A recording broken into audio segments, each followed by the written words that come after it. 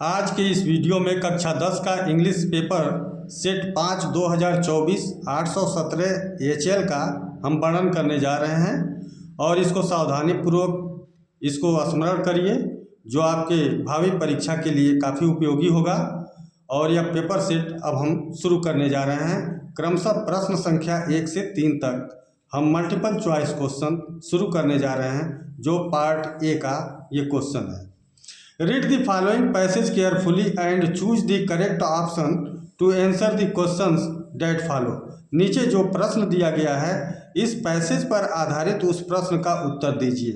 अब ये प्रश्न कह रहा है कि we went for a walk in the country. हम went means गए, for a walk मतलब टहलने के लिए, in the country, country means देहात भी होता है, एक देहात में हम टहलने निकले।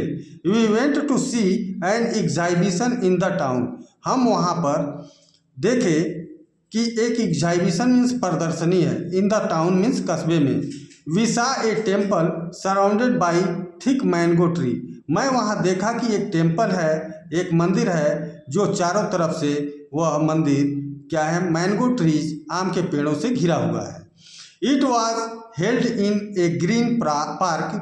वह हेल्ड मीन्स वहाँ पर ग्रीन पार्क, चारों तरफ हरियाली से घिरा हुआ वो पार्क है। The park was surrounded by beautiful shops. वह पार्क सुंदर, शॉप्स मीन्स दुकानों से सजा हुआ है। Light and song filled the whole atmosphere. प्रकाश और गीत चारों तरफ पूरे वातावरण में फैला हुआ है। The chirping of bird filled the air. Chirping of bird, चिड़िया की चहचहाहट पूरे वातावरण में, हवा में फैली हुई है। At a distance men and women were walking in the. औरतें और पुरुष दोनों ही वॉकिंग मीन्स चल रहे थे।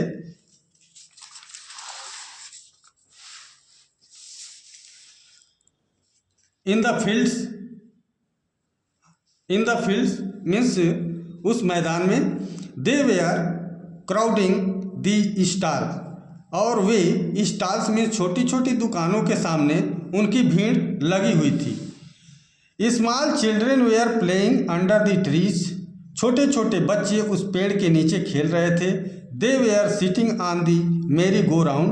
वे मेरी गो राउंड मीन्स एक मेरी गो राउंड एक चरखी होती है जिस पर वो घूमने वह बैठे। Some women were at the well drawing water. और कुछ औरतें थी, वेयर एट वेल मीन्स कुएं पर थी, ड्राइंग वाटर पानी निकाल रही थी।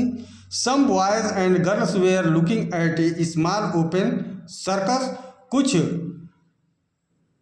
Looking some boys and girls, कुछ लड़के और लड़कियां वेयर लुकिंग मीन्स देख रहे थे, eight a small open circus, खुले में जो सर्कस लगा हुआ था उसको देख रहे थे। All was green and peaceful. चारों तरफ हरियाली थी और शांत वातावरण था। All was bright and gay.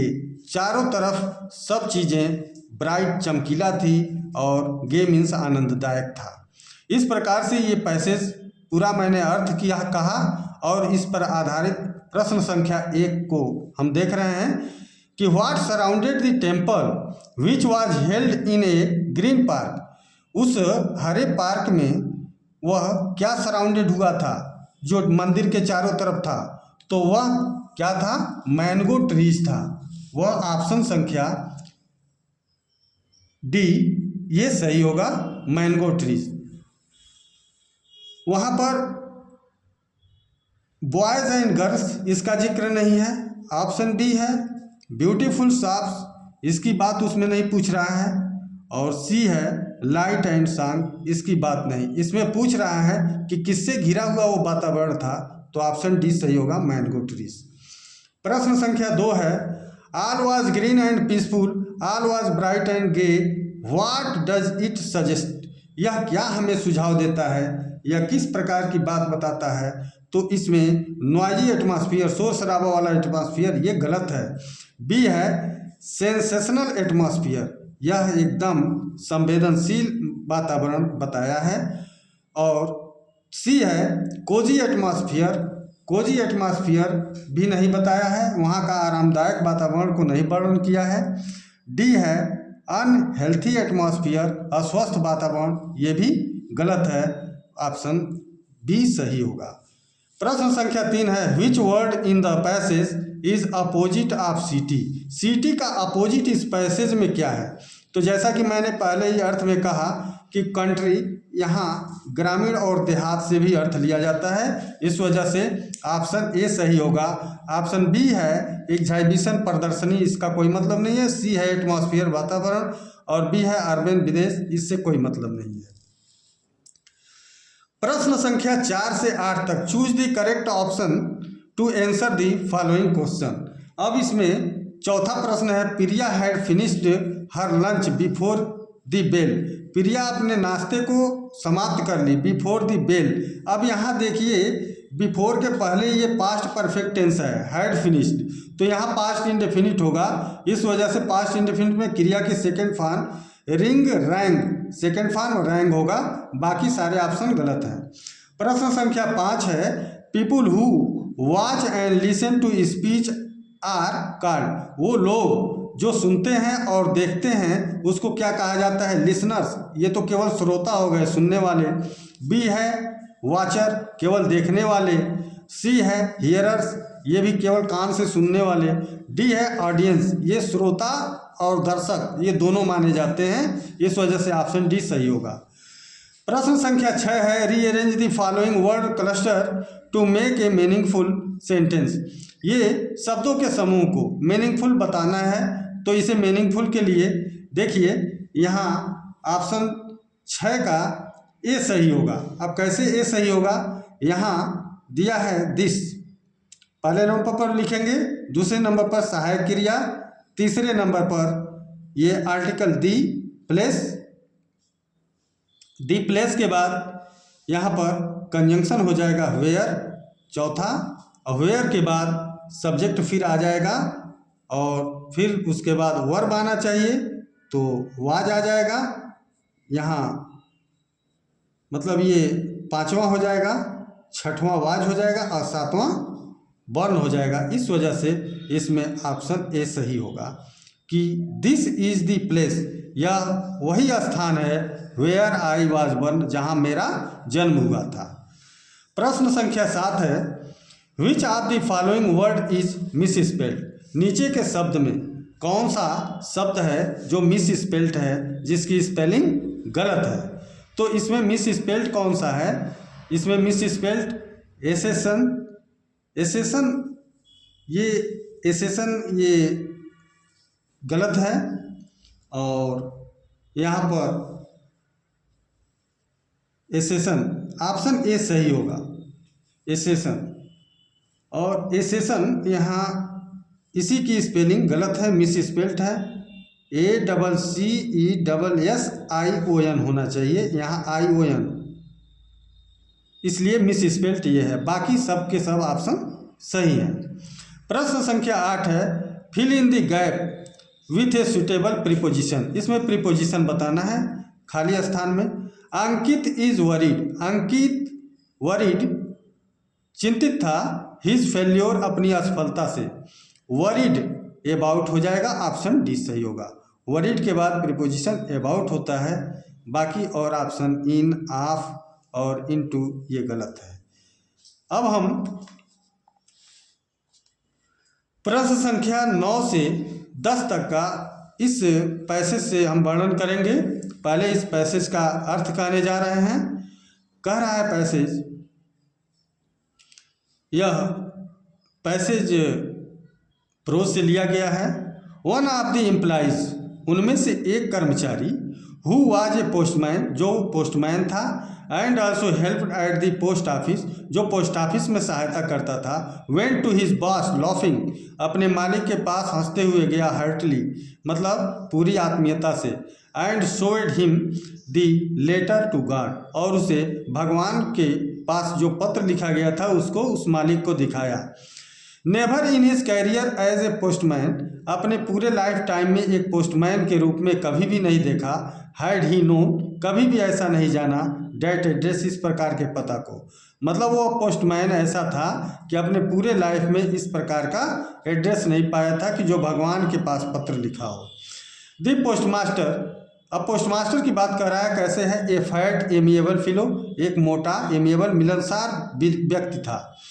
So broke out laughing, उसकी हंसी एकाएक फूट पड़ी। बट एलमोस्ट इमीडिएटली, लेकिन पूर्ण रूप से अचानक, ही टर्न्ड सीरियस एंड, वह एकाएक सीरियस हो गया।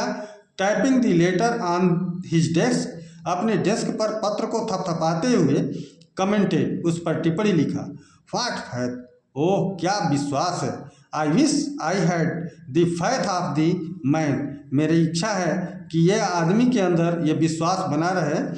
हु रोट दिस लेटर, जो यह पत्र लिखा। Starting up a correspondence with God, जो इस प्रकार से वह भगवान से पत्र व्यवहार शुरू किया।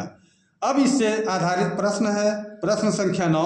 The postmaster showed to his boss, postman ने, the postman showed to his boss, postman ने अपने मालिक को क्या दिखाता है?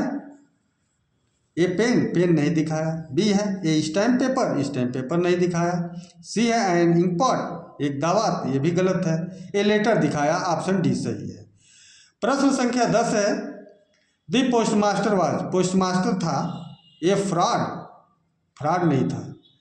बी है एन एमिएबल फिलो, यही सही है, एक मिलनसार व्यक्ति था। Option C an intelligent employees, इसका वर्णन नहीं है। ए डिसऑनेस्ट पर्सन, ये खराब आदमी नहीं है। इस वजह से 10वें का ऑप्शन बी सही होगा। अब प्रश्न संख्या 11 से 13 को हम चल रहे हैं। Choose the correct option to answer the following question, इस नीचे के प्रश्न के ऑप्शन को चुनना है। Baking was indeed a profitable in the old days, baking वास्तव में एक प्रॉफिटेबल था, एक आमदनी योग्य क्या था? सर्विस था कि जॉब था कि बिजनेस था कि प्रोफेशन था।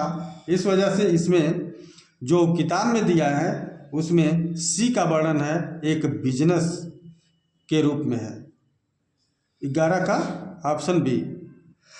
12 है कि Bodhidharma a Buddhist cut off his eyelid because, Bodhidharma जो बुद्धिस्ट थे वह अपने आई लीड को काट लिए।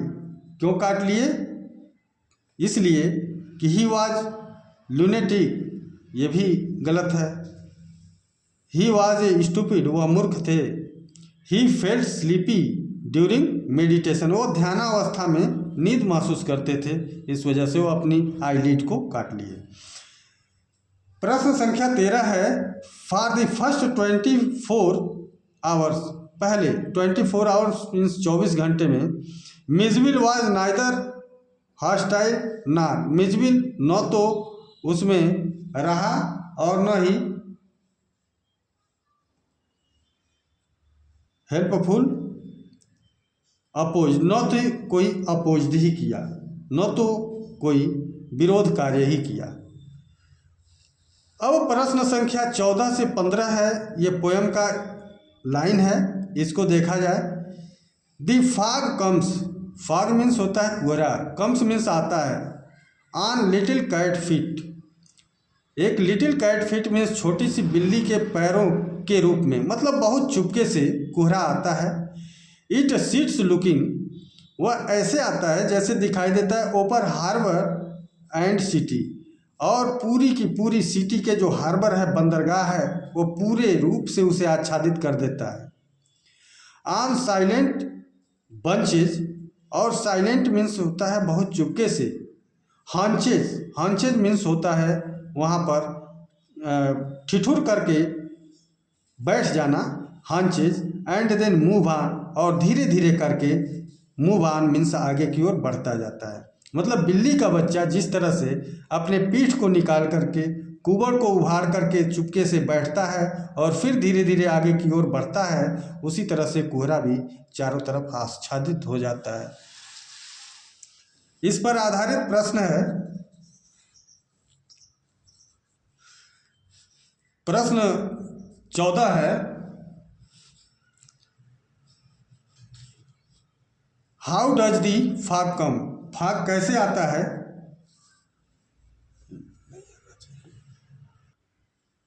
प्रश्न संख्या 14 है हाउ डज दी फॉग कम, कोहरा कैसे आता है। तो लाइक लिटिल कैट, छोटी बिल्ली की तरह से। लाइक स्मॉल फॉग, छोटे कोहरे के रूप में, ये भी गलत है।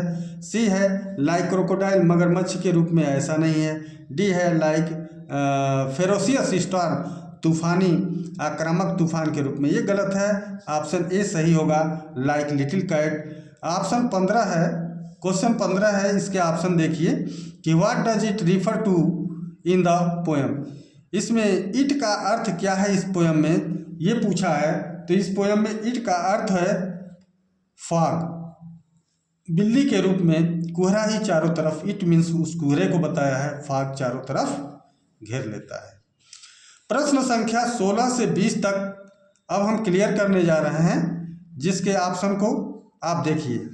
प्रश्न 16 है कि what was ट्रिकीज only fault, tricky ने मात्र एक चीज क्या गलती किया, बार्किंग, ये भी गलत है। बी है अटैकिंग, आक्रमण, ये भी गलत है। सी है बीटिंग, ये भी गलत है। ग्रीड, क्या किया, 16 का डी सही होगा, वो सम्मान देना शुरू किया। 17 है who came with A small bundle of notes one evening. प्रश्न संख्या 16, what was ट्रिकीज only fault, tricky का केवल एक ही गलती क्या था, ए बार्किंग, भौंकना, ये गलत है। बी है अटैकिंग, आक्रमण करना, ये भी गलत है। सी है बाइटिंग, ये भी गलत है। डी है ग्रीड, ग्रीड मीन्स होता है लालच, उसके अंदर लालच थी, वो बहुत खाता था। प्रश्न संख्या 17 है who came with small bundle of notes one evening, he came with small bundle of notes, वो आया एक स्मॉल बंडल ऑफ नोट, एक छोटा सा बंडल, जो वह ऑप्शन संख्या स्मॉल बंडल ऑफ नोट मतलब रुपए का बंडल लाया शाम के समय में। वह कौन लाया, अनिल लाया, जो हरि सिंह का मालिक था। ऑप्शन सी सही होगा। अब प्रश्न संख्या 18 है what was the real name of भोली, भोली का वास्तविक नाम क्या था। राधा गलत है। बी है मंगला गलत है। सी है सुलेखा, ऑप्शन सी सही होगा, सुलेखा नाम था। डी है एकता, एकता गलत है, इसलिए 18वां का ऑप्शन सी सही होगा। प्रश्न संख्या 19 है I will not have such a mean greedy and contemptible coward as my husband होगा यहाँ, ऑप्शन ए सही है, हस्बैंड।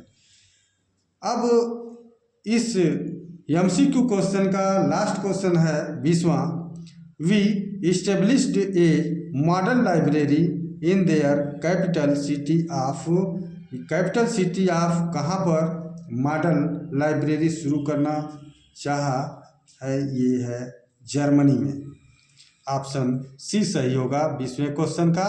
इस प्रकार से आपका मल्टीपल चॉइस क्वेश्चन 20 समाप्त हुआ और आप इसी तरह से पूरी गहराई से हर पाठ के सारे ऑब्जेक्टिव चीज़ों को पूरी तरह से गहनता से अध्ययन करिए और स्मरण करिए। इसके साथ ही साथ धन्यवाद।